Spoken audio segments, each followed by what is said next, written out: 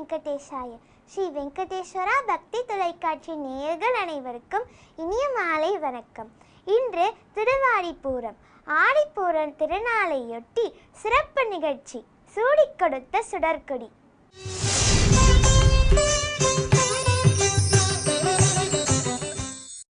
மாதந்தோறும் பூர நட்சத்திரம் வந்தாலும் ஆடியில் வரும் பூரம் ஆண்டாளின் அவதாரத்தினால் விசேஷமாகிறது.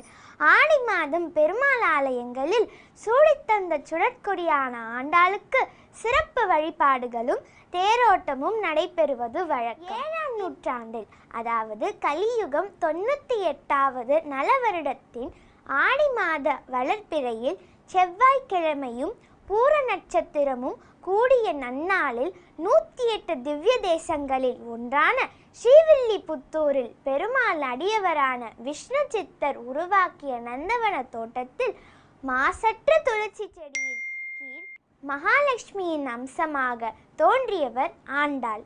பெரியாழ்வார் தான் வழிபடும் அரங்கனுக்கு சூட்ட நந்தவனத்திலிருந்து மலர்ந்திருக்கும் புத்தம் புதிய மலர்களை பறித்து வந்து அதை தொடுத்து மாலையாக்கி வைப்பார்.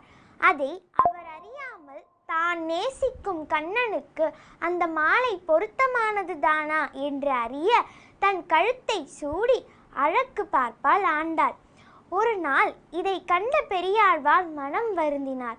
தன் பெண் சூடிய மாலையா கண்ணன் அணிந்தான் என்று கவலையில் வாடினார்.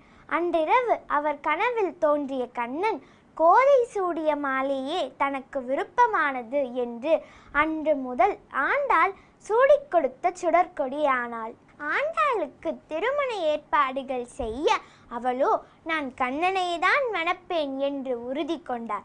பின்னர் பிரம்ம முகூர்த்தத்தில் கண்ணனை மனதில் நினைத்து பாவை நோன்பு ஏற்று விரதம் இருக்கத் தொடங்கினாள். ஆடியில் அவதரித்த ஆண்டாள் பெருமாளை கணவனாக அடையும் உறுதியுடன் மார்கழியில் பாவை விரதம் இருந்து பாடிய பாடல்களே பெரியாழ்வார் என்ன செய்வது என்று அறியாமல் அரங்கனிடம் சென்று வேண்டினார். அரங்கனோ திருமண கோலத்தில் மகளுடன் திருவரங்கம் வந்து சேர் என்று அருளினார். ஸ்ரீரங்க கோயில் கருவறைக்குள் வலது காலை எடுத்து வைத்து நுழைந்த ஆண்டாளை அரங்கநாத பெருமாள் தனக்குள் ஐக்கியமாக்கி கொண்டதாக வரலாறு.